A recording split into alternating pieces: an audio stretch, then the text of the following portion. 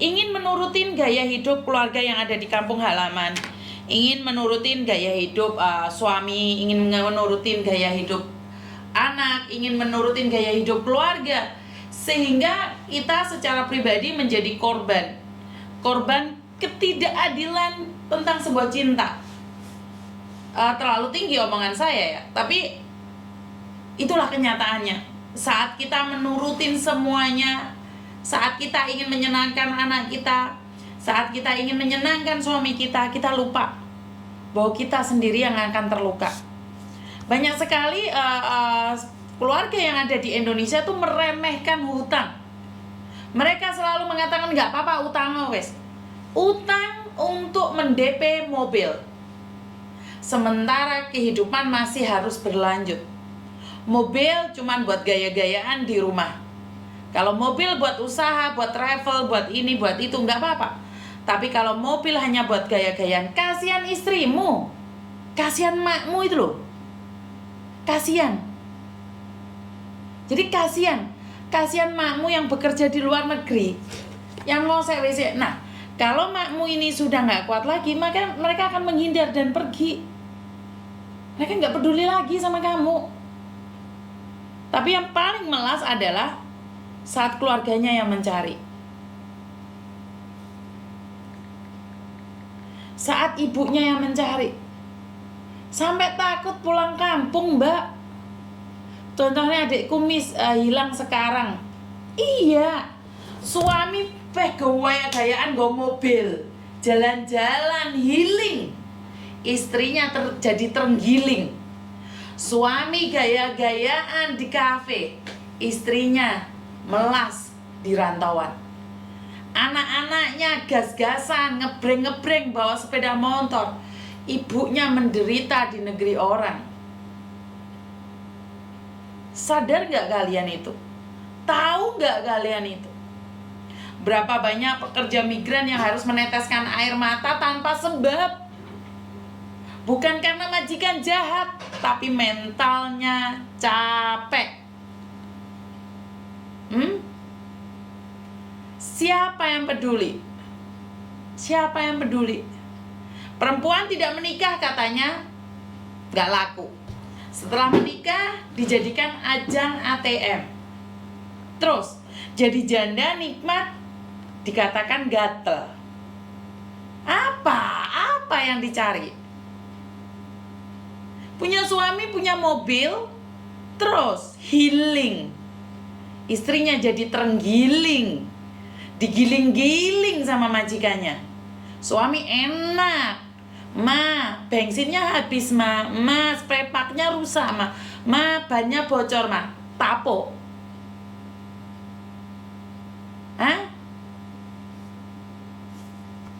Saya paling gak suka suaminya, istrinya, pasangannya ada di luar negeri, yang di rumah mengatakan healing.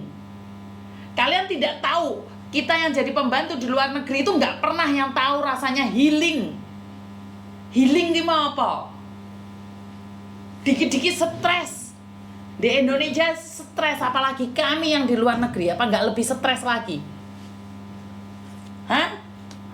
Apakah kami nggak lebih stres lagi ngadepin majikan 24 jam? Orang cocote majikan lagi ngamuk.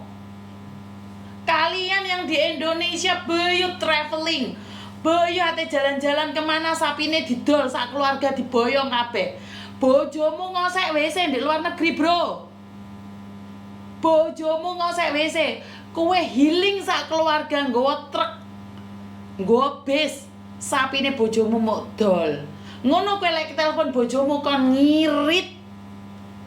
Bojomu disuruh ngirit di Hongkong sampai nggak makan bakso. Liburan delosor-delosor di jembatan.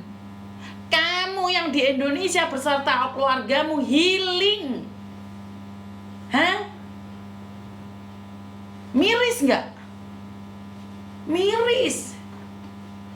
Bukan saya ingin memuliakan janda, tapi orang yang menjadi janda itu karena sudah puas kamu sakitin.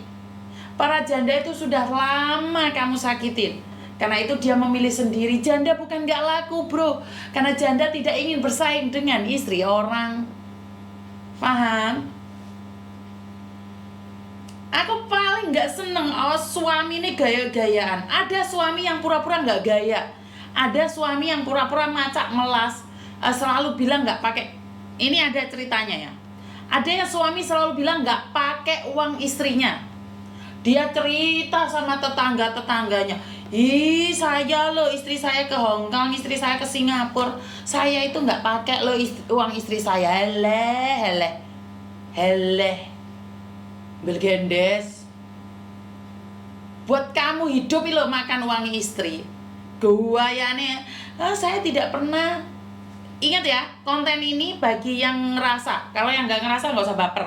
Saya tidak menyindir kamu ya. Saya tidak menyindir. Berdasarkan fakta. Jadi kalau kamu laki-laki yang baik, laki-laki yang mengabdi, laki-laki yang bertanggung jawab, nggak usah baper di konten ini. Karena konten ini bukan buat kamu yang baperan. Ya.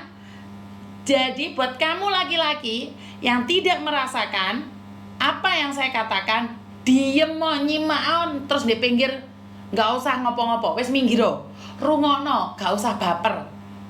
Ya. Jadi kalau kamu seorang laki-laki dan tidak termasuk yang saya katakan, minggir. No comment, minggiro. Kue lera minggir di sliding karo mbak-mbak. Orang ngerti kene calon lurah. Lek aku iso dadi bu lurah tak mlester kabeh tak keramik dalane. Makanya aku gak dadi. Jadi buat laki-laki minggir. Kalau saya berkata ini bukan buat kamu menyindir, minggir. Ya. Saya tidak menyakiti siapapun. Minggir, gak usah komen. Gak usah komen.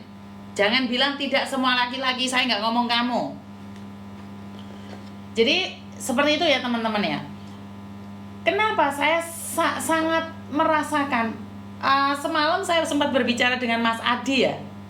Yang dari mana? Dari Taiwan. Yang mengatakan bahwa sampai ada seorang mbak-mbak 6 tahun gak berani pulang ke Indonesia. Tidak diizinkan pulang ke Indonesia sama keluarganya. Kenapa? Karena uangnya habis, dihabisin keluarga. Mas Agil ya, karena dihabisin keluarga. Makaniku, saya cuma berbicara buat kalian yang merasa. Ndak usah komen. Nangis mbak kerja 6 tahun di Taiwan dan tidak mendapatkan apapun. Mau pulang ke kampung halaman menikmatin jeripayahnya nggak boleh. Kenapa saya mengedukasi ini? Kenapa? Karena biar keluarga yang ada di Indonesia tuh tahu, sampai ajal mau menjemput pun, almarhumah Murni mengatakan, saya masih kepingin bangun rumah. Saat ajal akan datang, dia tuh masih ingat keluarganya yang dia banggakan. Bangga nggak saya memiliki dan mengenal sosok Murni almarhumah? Bangga. Di hatinya dia adalah keluarga dan keluarga. Jadi saya cuma ingin bilang buat orang-orang yang di luar sana, menikmati hasil uang dari para pekerja migran TKW dimanapun, tanpa merasa bersalah, tanpa merasa kasihan. Kalian adalah orang-orang yang jahat. Kalian adalah orang-orang jahat. Saya sering menyaksikan teman-teman saya. Salah satu orang yang saat ini kena kanker stadium, saya tidak menyebutkan namanya. Dia tiba-tiba minta besuk, minta bakso. Di rumah sakit gak boleh lo makan bakso. Orang telepon saya, Miss, boleh gak dibawain bakso? Saya bilang boleh, karena ini permintaan dia. Karena saya tidak ingin saya menyesal seperti saya menyesal pada almarhumah Murni. Murni cuma minta 3 anggur saja saya nggak bisa ngasih. Makanya siapapun yang sakit di rumah sakit, saya bilang, kalau butuh bantuan ngomong sama saya. Tapi jika itu adalah permintaan terakhir dia, kamu kira-kira ngasih nggak? Ayo, ngasih nggak? Murni permintaan terakhir anggur, saya nggak bisa ngasih. Sedih nggak?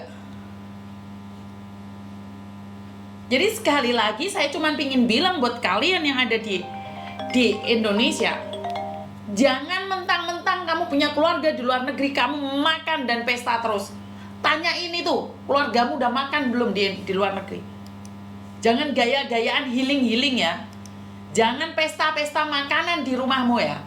Tanya itu, keluargamu sudah makan belum?